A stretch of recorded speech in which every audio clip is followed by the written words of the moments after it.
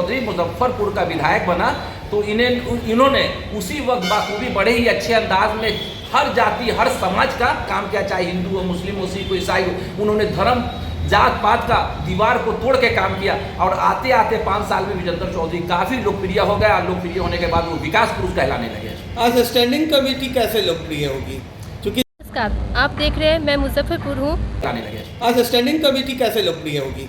क्योंकि जिस वजह से जनता ने आपको मैंडेट दी, एक स्थायी समिति स्टैंडिंग कमेटी मजबूत कड़ी के साथ आप आए, और विकास की रणनीति क्या होगी, कितना सशक्त और मजबूत होगा?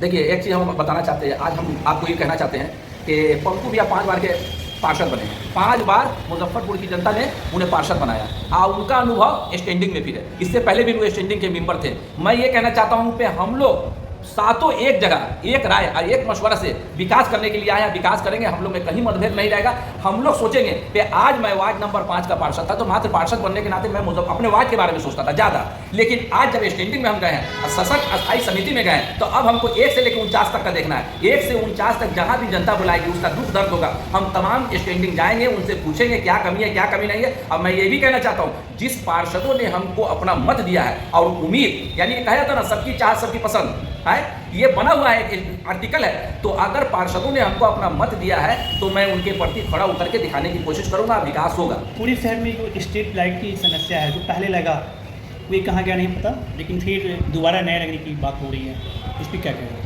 देखिए, स्ट्रीट लाइट का जो है ना वो लगने का इसलिए है कि मैं बता रहा हूँ, मुजफ्फरपुर स्मार्ट सिटी के दायरे में आ गया है, ये आप जान रहे हैं। मुजफ्फरपुर जब स्मार्ट सिटी के दायरे में आया तो मुजफ्फरपुर को स्मार्ट लगना भी चाहिए, सिर्फ कपड़ा पहन लेने से नहीं होता है। बता देते हैं, मुजफ्फरपुर को जब स्मार्ट सिटी का दर्जा मिला है तो स्मार्ट लगना चाहिए। स्मार्ट मुजफ्फरपुर कैसे होगा? अगर चारों तरफ एक एक पोल में अगर लाइट आ जाता है, अब चारों तरफ रोशनी रहता है, तो मुजफ्फरपुर वाकई में स्मार्ट लगेगा। पहले के बनिस्बत अभी मुजफ्फरपुर में आप देखिएगा रंगत चेंज हुआ है, लेकिन स्मार्ट सिटी के जरिए जो काम होना चाहिए था वो काम अभी भी हमको नजर नहीं आता है। आप क्या करेंगे, चूंकि स्टैंडिंग कमेटी के महत्वपूर्ण कड़ी से आप जुड़ चुके हैं, स्मार्ट सिटी में क्या योगदान होगा? अभी भी कुछ दूर है विकास।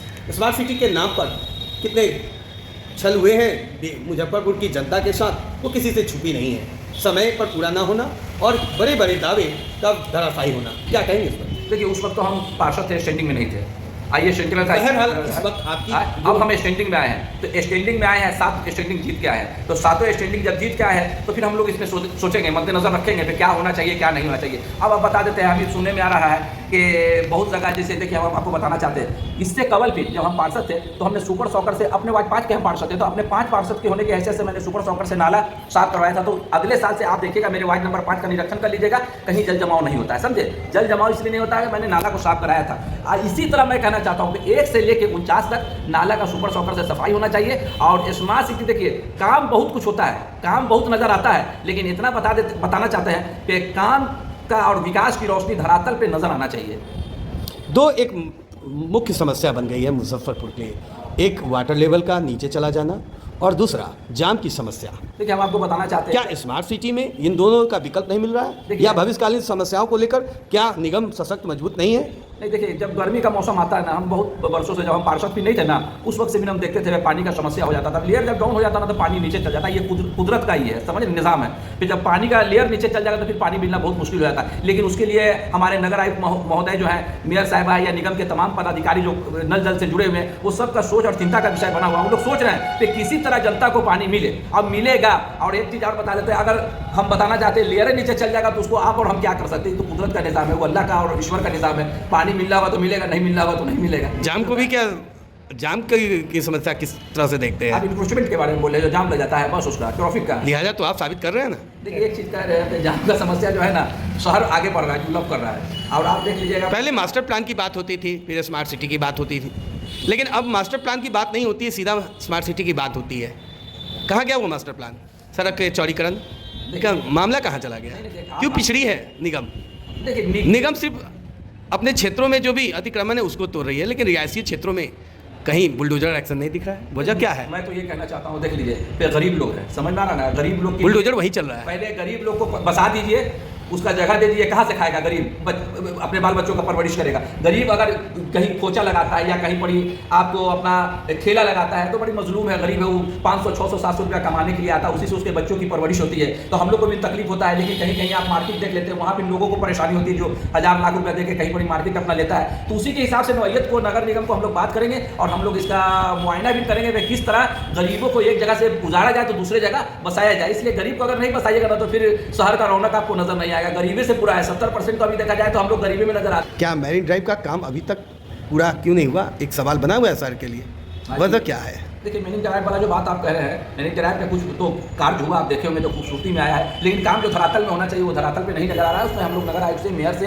और निगम के तमाम पदाधिकारी से बात करेंगे। उसमें मैं कमेंट नहीं करना चाहता हूँ, इसलिए कमेंट करने में बहुत बड़ा बात हो जाएगा। मैं एक छोटा सियासतदान हूँ, एक छोटा पार्षद हूँ और दशक समिति स्टैंडिंग कमेटी इस पर क्या विचार कर रही है? वहाँ सैकड़ों दुकान बनी पड़ी हुई है जो रोजगार कराने के लिए, रेवेन्यू बढ़ाने के लिए लगाई गई है, उस पर क्या विचार कर रही है स्टैंडिंग कमेटी? उसके बारे में हम लोग विचार करेंगे, बात करेंगे, स्टैंडिंग में बैठेंगे, नगर आयुक्त से बात करेंगे, मेयर साहिबा से बात करेंगे, निगम के तमाम पदाधिकारी से बात करेंगे पे क्या होना चाहिए, नहीं होना चाहिए। उसके बाद मैं आपको अपना बात का जवाब दूंगा। एक ये टॉयलेट शहर में सबसे बड़ी सर में पिंक टॉयलेट के लेकर एक समस्या बनी है, जो भी जगह लगी है कहीं चाल उसको वो चल नहीं पा रही है और सभी जगह खराब स्थिति में है। उसकी पैसे की क्या उपयोग हुई या दुरुपयोग हुई, आप ही बताएं। देखिए, पिंक टॉयलेट का सबसे पहले हम आवाज उठाए थे बोर्ड की मीटिंग में, फिर हमने कहा था कि पिंक टॉयलेट का होना बहुत ज़रूरी है। इसलिए बहुत ज़रूरी है कि अब मुजफ्फरपुर में जगह जगह पे देखिएगा मार्केट हो गया और औरतों को आने जाने में बहुत परेशानी होती है। पिंक टॉयलेट बनना चाहिए। पिंक टॉयलेट जब तक नहीं बनेगा आपको सुविधा नहीं होगा। आज हमारी महिला कहीं जाती है या मार्केट निकलती है या रिक्शा से जाती है या किसी चीज़ से जाती है तो उनको परेशानी का सामना करना पड़ता है, समझ में। इसलिए पिंक टॉयलेट का मैंने बोर्ड की मीटिंग में आवाज़ उठाया था। हमको लगता है कि जो आवाज़ उठाए है कारगर होगा। आने वाले वक्त में पिंक टॉयलेट बनेगा और 2-3 जगह तो आपको बना ही हुआ भी है। टॉयलेट है उसकी आप कसाई कमेटी के मेंबर से आप क्या करेंगे, क्या उम्मीद है बताइए। पहली बार तो हम स्टैंडिंग में बैठे हैं तो आप लोग जान रहे, भली बात ही जान रहे हैं। पहली बार फिर बोर्ड का मीटिंग हुआ मेरे स्टैंडिंग के बाद है, जिसमें योजना जनता कब सवाल करेंगे, कब तक पूछेंगे कि कब होगा शहर में ग्रीन टॉयलेट? इसकी जवाब कब देंगे? पिंक टॉयलेट का बायो टॉयलेट खस्ता हाल, पिंक टॉयलेट की बात, वाटर लेवल नीचे डाउन, शहर है जाम से परेशान और जल जमाव से परेशान। क्या है निदान, कब तक करेगी अस्थायी समिति इसका समाधान? ये बात तो आप सही कह रहे हैं कि आपको बता दे रहे हैं पिंक टॉयलेट का हम आज भी बोल रहे हैं, हमने बात बोर्ड में उठाया जो तो भली बात ही सब लोग जान रहे हैं, नगर आयुक्त जान रहे हैं। आखिर मुजफ्फरपुर की जनता कब इन सब सुविधाओं का लाभ ले पाएगी? देखिए, मुजफ्फरपुर की जनता को सुविधा का लाभ मिलेगा और कितना मिलेगा ये तो अभी हम नहीं बताएंगे। और कब तक मिलेगा? हाँ, कब तक मिलेगा तो देखिए अभी हम लोग देखिए नए स्टैंडिंग में जीत क्या है। आखिर कुछ समय आप बता दें। हाँ, ये तो अभी हम आपको नहीं बताएंगे, लेकिन इतना हम जरूर बताएंगे कि हम लोग इसमें संघर्ष करेंगे, लगे हुए हैं, काम करवाने की कोशिश करेंगे। इसलिए पे काम करने के लिए हम लोग आए हैं। अब देखिए हम लोग कितना कामयाब होते थे वक्त बताएगा। क्या परिचय? मेरा नाम मनोहर हुसैन हुआ, वार्ड नंबर 5 के पार्षद हुए, सशक्त स्थायी समिति के मेंबर थे।